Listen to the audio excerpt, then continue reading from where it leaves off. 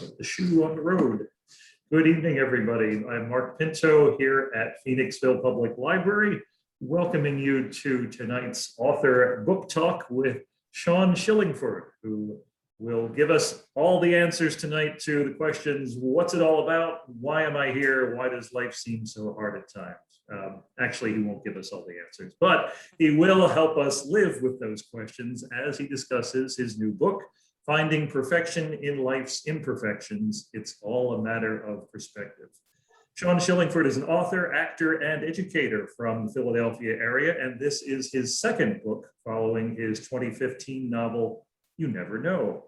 Shawn, yay, there it is. All right. Yes, there it is. Good to know you. Welcome. Take it away. Thank you so much for that introduction, Mark. I really appreciate it, and I appreciate every one of you who's joining us tonight, as well as I have to give a special thank you to Nancy Schwartz, who I believe is joining us, because she was the one who suggested tonight's Zoom chat and discussion. She had written a book, Up Not Down Syndrome, so there's a copy of Nancy's book. So first of all, before I really kind of get into the discussion of the book, Mark, I'll introduce myself to people who might not know who I am. I'm from the, like you said, Philadelphia area, specifically Delaware County. I've lived here my entire life. This is my second book. And I worked in Radnor School District for almost 9 years. And I'm an actor as well as a writer. So I'm very passionate about anything that's really creative. It's a great way to get out there, meet people, and just kind of get out and see what the world's all about. You get to meet different people from different backgrounds. And I love being able to connect with people and find common ground. I think it's very important. For this book specifically, so here's a copy of it. I'm going to be reading a passage from it in a little while. What got me started on the idea for this book, it was not this past Christmas, it was 2 Christmases ago. I remember it was 2019, December 2019. And it had been a pretty tumultuous year. We had a number of deaths in my family within a very short period of time. And, just a lot of, illness, a lot of negativity, I guess you could say. And I sat down towards the end of the year and I started thinking to myself, life can be really tough at times and it can be really challenging. But then at the same time, I sat down and I thought about all of the blessings, because I'm abundantly blessed and I definitely believe in God. And I believe that there's a reason and a purpose for everything that does happen to us. And I started saying to myself, it would be really nice if there was something that people could reference, whether or not times are good, or if they're not so good. And that's where the idea for finding perfection in life's imperfections came from. Because we seem as human beings to sort of have this construct of, the perfect husband, the perfect wife, the perfect kids, the perfect house. And that's a really mental construct. It's an abstract idea. And really, it's not something that exists, I don't believe, here in our life or here on this planet. And I wanted to let other people know that it's okay. Things are not always going to be good. Things are not always going to be bad. Life's a combination of the two. Oftentimes things are bittersweet and sort of interwoven. So I got a piece of paper and I started jotting down different ideas of different topics that I wanted to discuss. But I wanted to be written in such a way that the book was conversational in nature. So essentially, when you sit down and you read this book, it almost feels as if you're sitting there having a conversation with another person.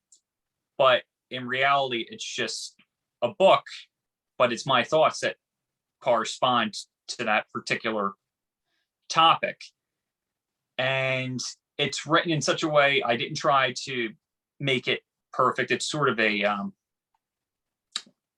conscious, flow of consciousness type idea, where basically you might think or feel one way 1 minute, but then, 6 months down the road, you might think or feel something differently. And the whole idea is not for you to even necessarily agree with all of the ideas that are presented in the book. Some of the ideas, you might sit there and say, I really can see where he's coming from. And some of the ideas you might say to yourself, well, I really don't agree with that, but that's okay.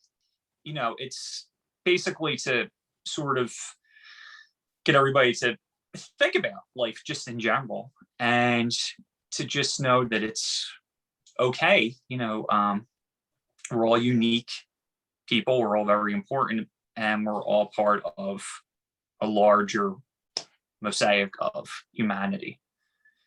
So that's pretty much where the idea came from. So I started writing the book in December. I finished it the beginning of March. There's about 82 different topics in this particular book.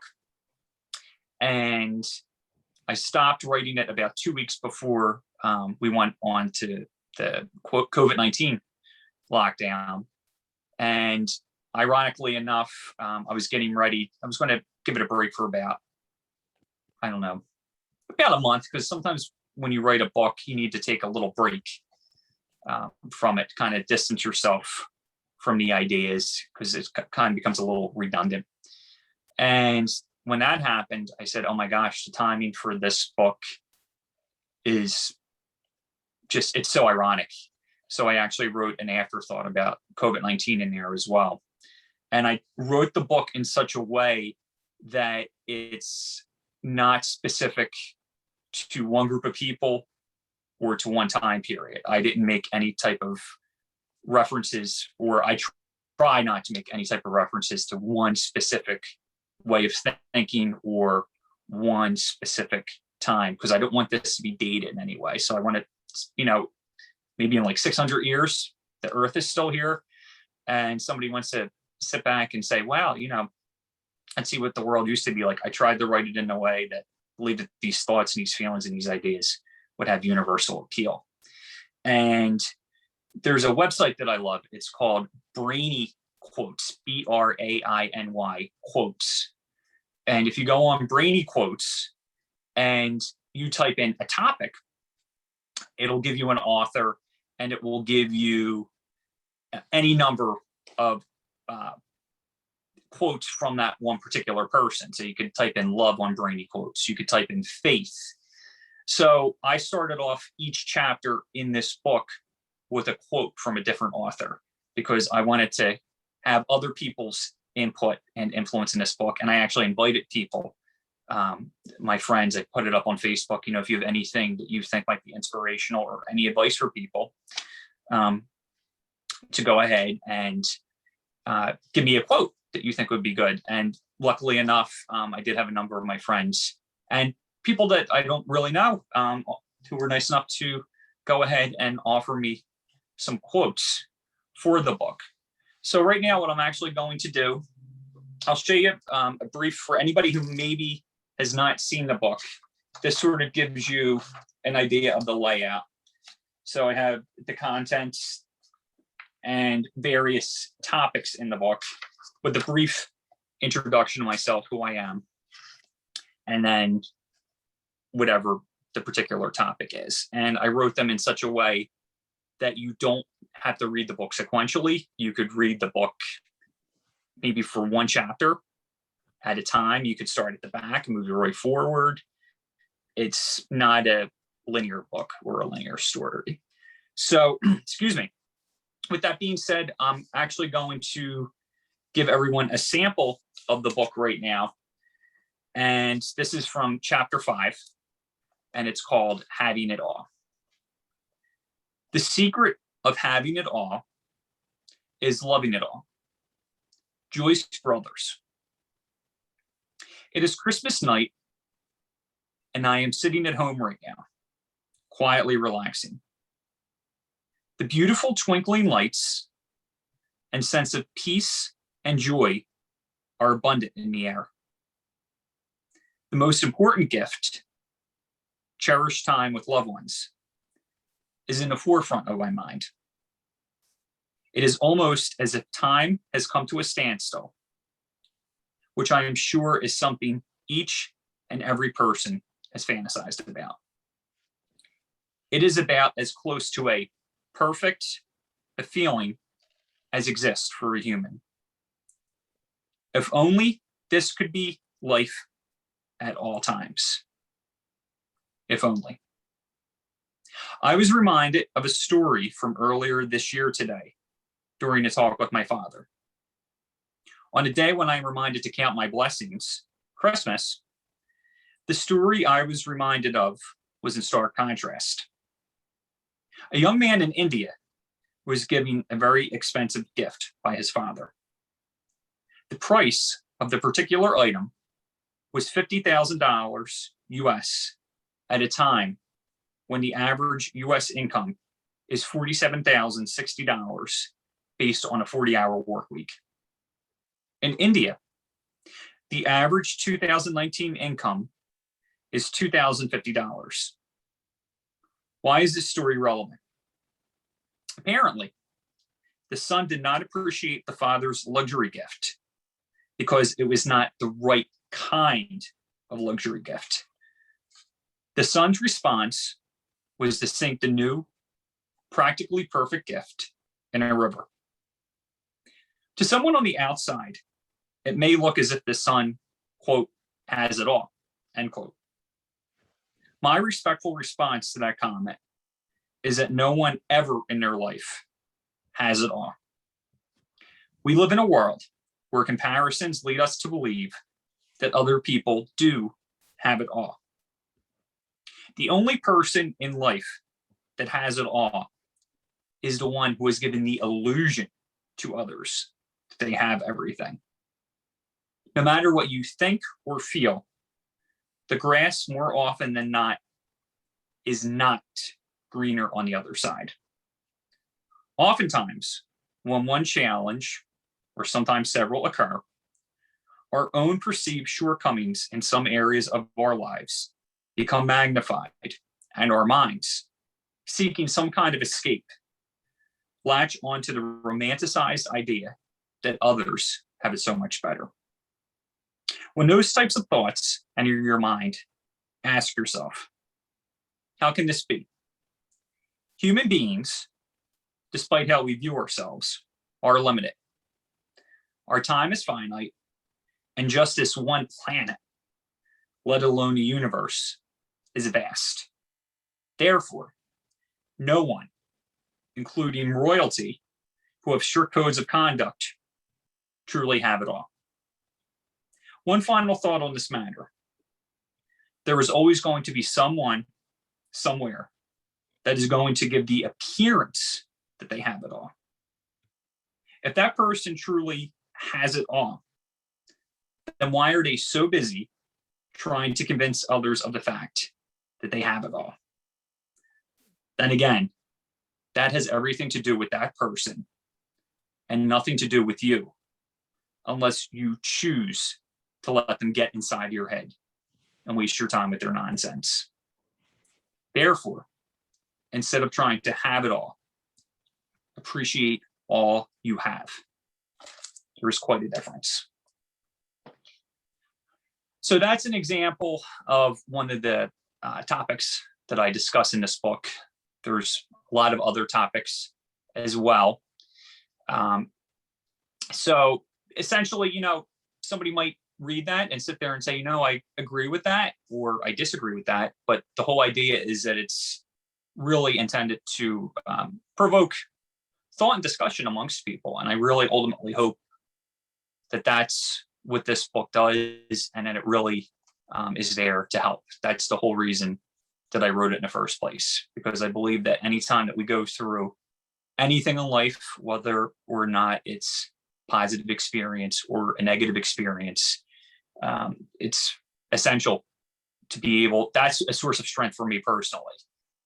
If I can do something that's going to help someone else, that is a source of strength for me.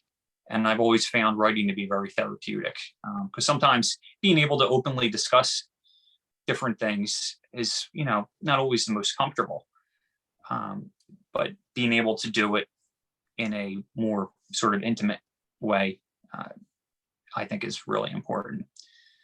So I'm not sure if anyone had any questions or comments, because the way I was thinking we could run this Zoom, Mark, I just wanted to give a brief introduction of myself and read a section from the book. But I was thinking maybe we can make this interactive, because I didn't want it to be me the entire time, because I am an actor and all that, but this is a little bit different. This is I love the idea of just being able to discuss, with other people. So I don't know if anybody had any thoughts or comments. I saw when I was reading the blurb, a couple of comments popped up in the chat box. People are with you here, Shawn. Yep. So, thank you, Mark. Feel free to unmute yourselves, folks, if you would like to ask a question or make a comment.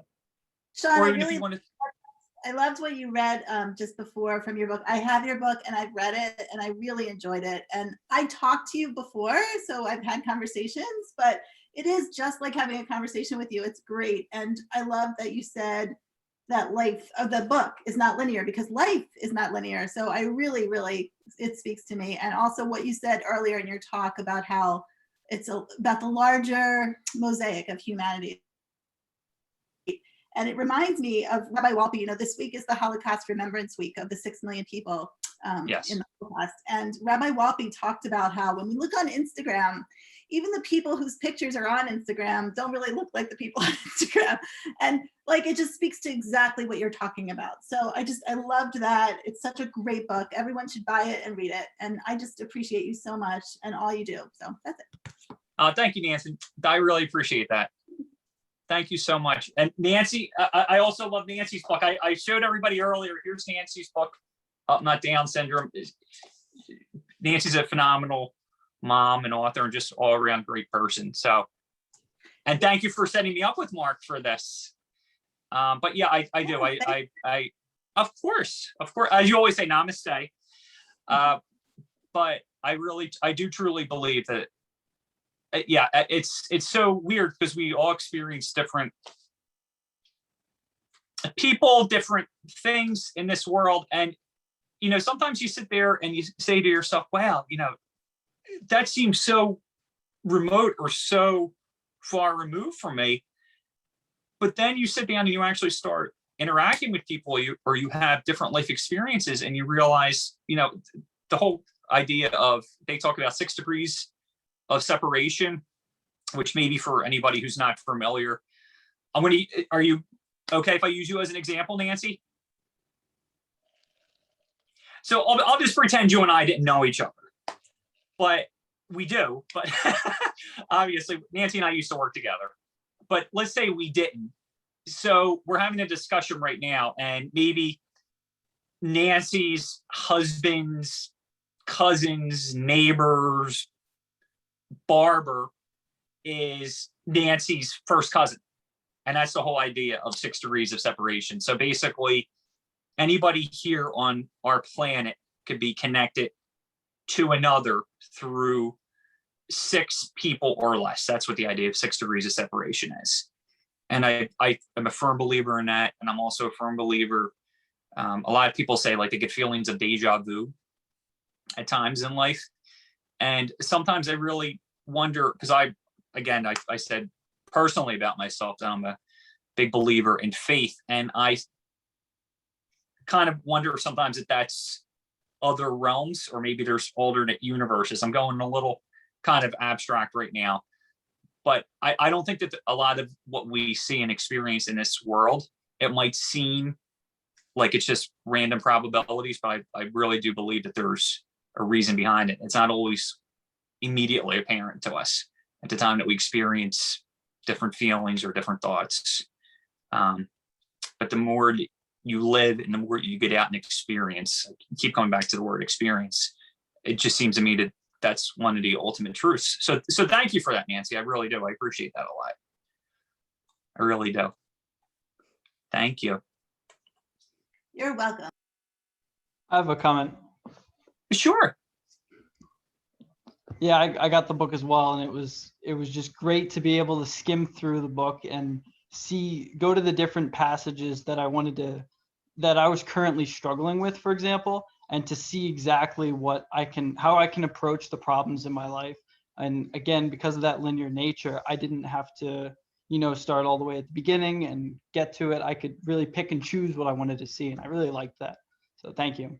Thank you for saying that, Thomas, and thank you for the support. I'm so glad to hear about that. Yeah, and I intentionally wrote it like that because life is not linear, and I think that's kind of one of the misconceptions.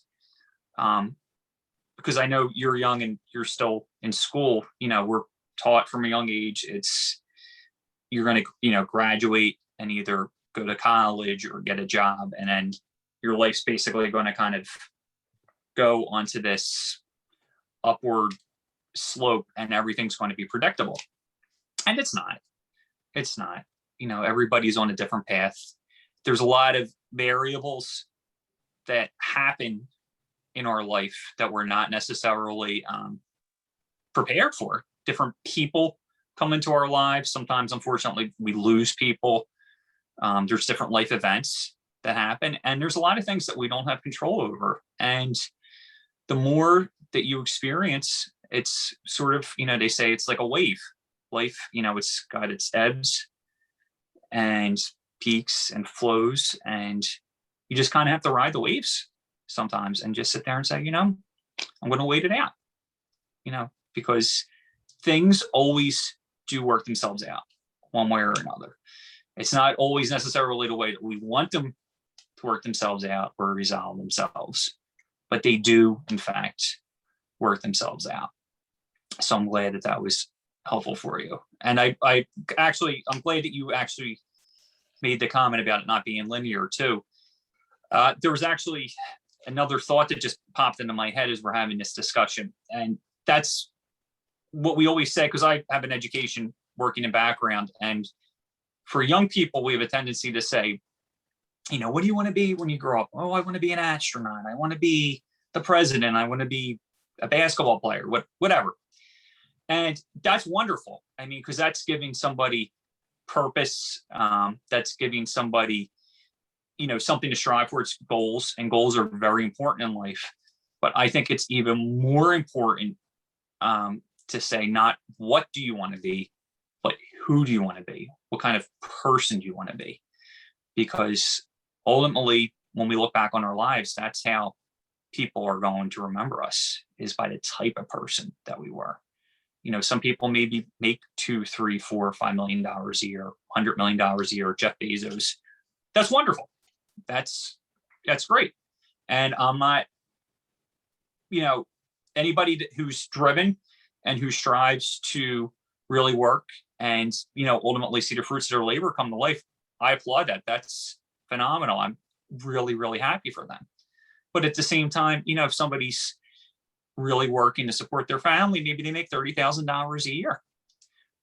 And maybe that's the best that they can do. But if they're a good person and, they're always there through thick and through thin, always have a smile on their face, they're there for everybody in their life who needs them and are there to support them.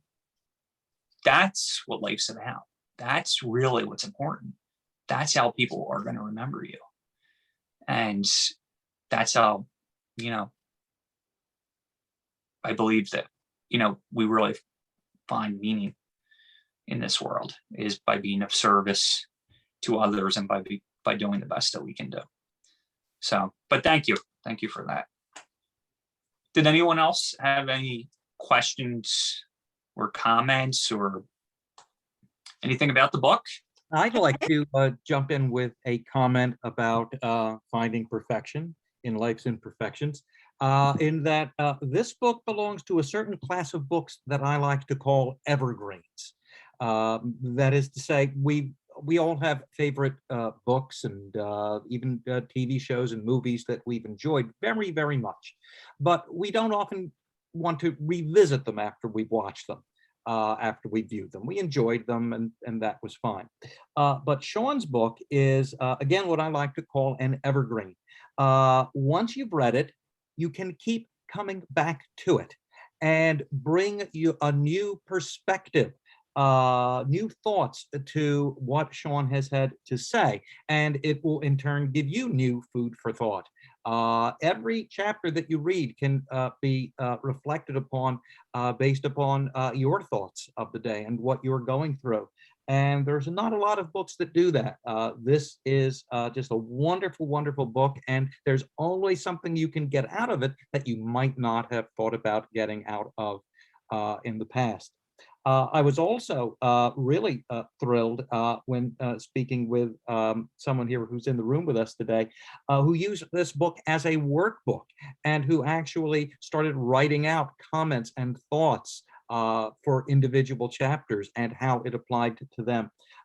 So again, an evergreen of a book. Here it is, and it is in green. Finding Perfection in Life's Imperfection. Applause to Shawn Shillingford for this wonderful book. Thank you, John. You're welcome, Shawn. John, I love the evergreen idea. I'm going to steal that term. I love it. So Shawn, I just have one last question for you, if it's okay. Sure, Nancy. Where do you draw your inspiration? Someone asked me that during my talk on this venue, and I love that question. So where do you get your inspiration for how positive you are and how you can make differences in people's lives? Where does that inspiration come from for you? And where do you find that? That's a really good question, Nancy. I don't know if it comes from any one source. I know when I was really little, my mom's mom, my grandma, who's now passed on, I actually dedicated the book to her. We used to call her Gigi, but she was one of the, they called the greatest generation that grew up in World War II. She was from South Philadelphia, really went through quite a bit in her life. And she was one of the happiest, just genuinely joyful people I've ever met in my life. And she always had stories, was always laughing, always telling jokes. And, you know, I feel her very much inside of me because I know she's always there beside me. She's just in a different form right now. But I think I just remember being inspired by her at a young age and saying, you know, she meant so much, and she still continues to say to me so much to so many people. I want to live my life in that way and just, you know, do something meaningful. So she's, I would say, sort of always there. She's kind of my foundation. But I mean, obviously there's so many other wonderful people that I have in my life. Like I couldn't possibly tell you how many truly important, inspirational people. And I just think it comes back to my faith in God, because, you know, we're not here really on this planet that long. So it's just trying to do good and be a good person and do unto others as you would like done unto yourself. So, you know, and I just try and see good in other people. And there's, contrary to what we're told, you know, on the media and on the internet and things like that, there's so much good going on around us at any given time. And if you just look for it, you know, it could be something as simple as just saying, hello, how are you today to somebody, and having a smile on your face and genuinely meaning that, or helping somebody with their groceries. You know, something that you might think, oh, that's nothing. That's nothing at all. Maybe to you at that particular moment in time, it's not, but to the other person, that could be everything. So I know that was kind of an all around kind of answer. I don't get my source of inspiration for any one particular person or any one particular place. I kind of draw from all around what's going on all around me. Thank you, Nancy. That's an excellent question. Absolutely. Thank you. And John, I also appreciate you too mentioning about, you referred to the book as an evergreen and said that you know, you can flip through it. You don't have to necessarily read it sequentially. And I intentionally wrote it that way because, you know, you might be, we're people, and people, our personalities, we have moods. One day you might be in this kind of mood and, you're feeling one kind of way. 15 minutes later, you might feel a totally different kind of way. We're complex beings, and I tried to take that into account when I wrote the book. I didn't want it to be fixed or locked into one way of thinking. A lot of it was to actually maybe sort of raise more questions in some ways than answers, because a lot of what happens in this world, we're not going to have answers to. So, and that's okay, because some things maybe we wouldn't necessarily want to have answers to, but I think I personally, I love that. I love being able to get into deep and meaningful conversations with other people. And I really hope that this book is able to do that for the reader as well. Yeah, you're welcome, Shawn. It's exceptionally conversational and accessible to anybody. You have a great way of writing so that someone feels that they're just sitting with you and having a conversation with you. Thank you, John. Welcome, Shawn. John, it looks like a lot of folks on tonight have your book, but for those who don't, how can people get a copy of your book? So the book is currently, most people I refer to Amazon.com, Mark. But I know it's also, I believe, available through Walmart, Barnes and Noble. You would think I would know that the answer to that more. I always just tell everybody Amazon, because that's the easiest. Because you don't even have to leave the house; they'll deliver it right to your doorstep.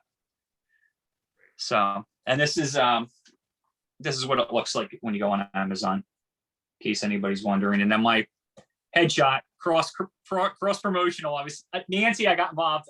I told you I was an actor, and I got Nancy involved. We did a film together a few months ago, and I always told her one sort of informs the other. So anytime you can do anything cross promotional and get yourself out there, great way to do it. So, and that way everybody, I can accept the blame for the book for better or for worse, whether or not somebody loves it or not. They can't know it came from this noggin. So. I have a question for you. Sure. The pandemic has taken a toll on the mental health of very many people. I was just wondering how you've been dealing with it yourself and whether you've had any difficulties over the past year. Some days, sure. Overall, luckily, I'm no reason to complain. I was gainfully employed. I had a roof over my head. All my basic needs were being met. Nobody that was really close to me was significantly affected. So I was very blessed in that way, Mark. I would say, though, especially in the beginning, because this was around the time last year that we had the outbreak. I remember I kind of made it a point of every day. Well, I shouldn't say every day, because there were a couple days I didn't do it. But anytime that it was a really exceptionally beautiful day outside, like it was today, just get out into the sunshine and get out into nature. Just, kind of look up, and it's really bizarre. But you probably saw the news stories that they said that even though, in a way, like the world's shut down, in other ways that there was this unintended positive consequences, like the atmosphere started to clear up because a lot of factories were not emitting, different pollutants, and jets weren't up in the sky. So yeah, I would say just got out into nature a lot, tried to connect as much as I could with different people, family, friends, communicate on a daily basis. Hopefully it's looking like we are turning a page and heading in the right direction. I hope for everyone's sake that we continue to head in the right direction, and eventually this will be in the rearview mirror, never to be repeated again.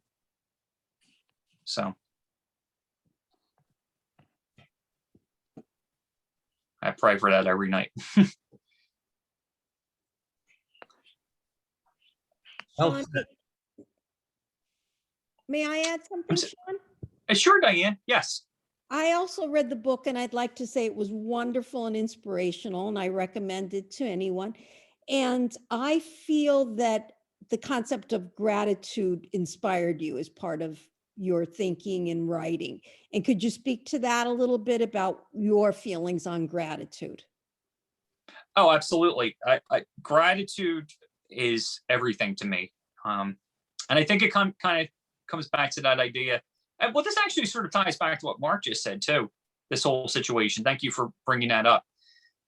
The past year and just in general, being grateful for everyone that you have in your life, everything that you have, not taking anyone or anything for granted is huge. And it's something that I consciously work on every day. Sometimes it can be really challenging at times because everybody has bad days.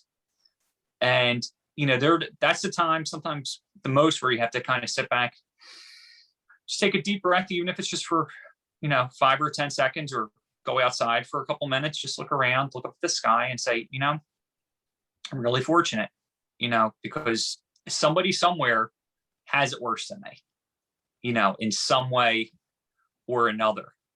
And thank you, Keith. I just saw your message. Keith's one of my directors for a show that I'm on called Herrings. But it's just so important to just not take anything for granted. I mean, it's essential. I feel like a lot of the topics that we've been discussing tonight and that I discuss in the book in general are things that we've been told a million times over the years. But the reason that they still ring true is because they are true. They're absolute truths, and that's really kind of what gets us by in this world and in this life. So it's just really important. And, unfortunately, you do turn on the news, you go on the internet, you hear different news stories about, unfortunately, violence, or could be something negative, because that's seems to be where the stories, they say, as they like to say, if it leads, or if it bleeds, it leads. I believe that's what the news media goes by. So any type of negative news story is going to, of course, get like your attention right in the beginning of the newscast. And it really shouldn't be that way, but that's the way the world is. And that's why it's so much more important to let people know how much you care about them and how much of an impact they have on you, because tomorrow is not guaranteed. So, yeah. Great. Thank you. Does anyone else have any questions or comments about the book?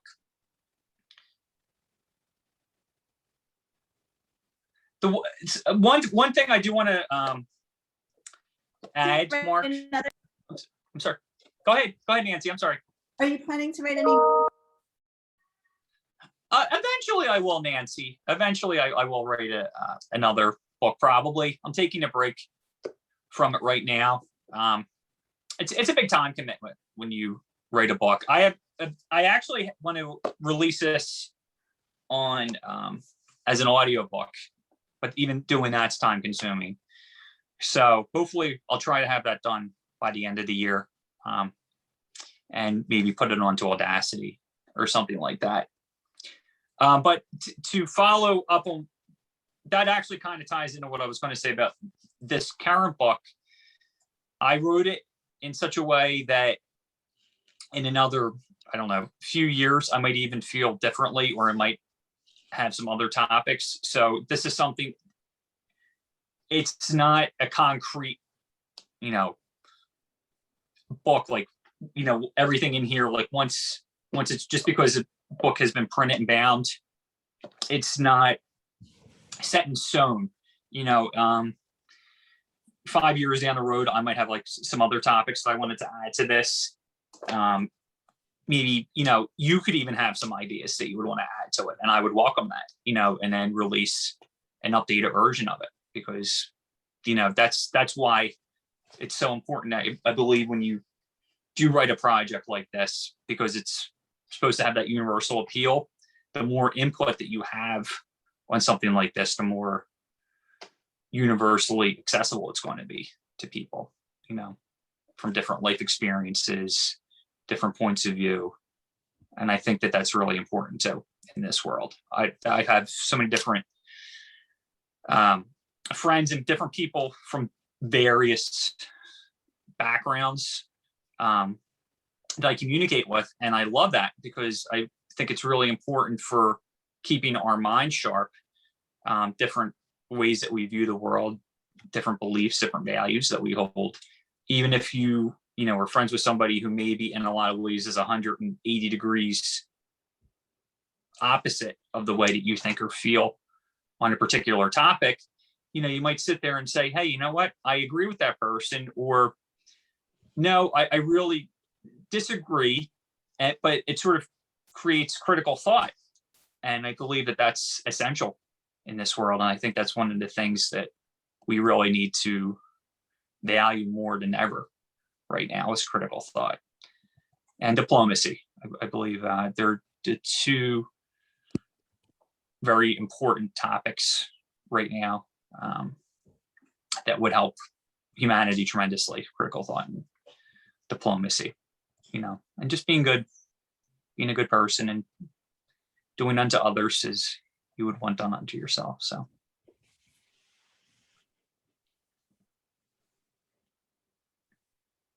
Sir, any other questions or comments, or? No? Guess you're not. Thank you.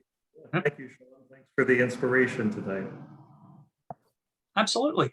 Thank you so much for this, Mark. This has really been wonderful. Beautifully expressed, Shawn, and thank you, Mark, too. Welcome, and folks, you'll be able to find this the video from tonight's presentation up on the library's YouTube channel sometime early next week. Wonderful. Thank you. Would you email me a copy of it, Mark, when it's available? I'll email you the link. Sure. Yep. Thank you so much. I really appreciate that. And thank you to everyone who joined and contributed and participated. Good job, Shawn. Congrats. Thank you, Keith. I appreciate it. Great job, Shawn. Round of applause. Thank you, John. You're welcome, Shawn. Great job, Shawn. I'm proud of you. Job, Thank Shawn. you, Diane. Thank you. Mark, I know it looked like you were saying something, but I think the audio on your end cut out a little bit. I wasn't able to hear what it was that you were saying. No, I wasn't saying anything. Oh, okay. Okay. I'm sure with these Zoom talks, because sometimes there's a little delay. Yeah. So. All right. With that, we will call it a good evening. All right. Thank you so much, everyone. Be well, be blessed. Take care. Have a good night, everybody. Thank you. You too. Thanks, Mark. Thanks, everyone. Thank you. Bye-bye.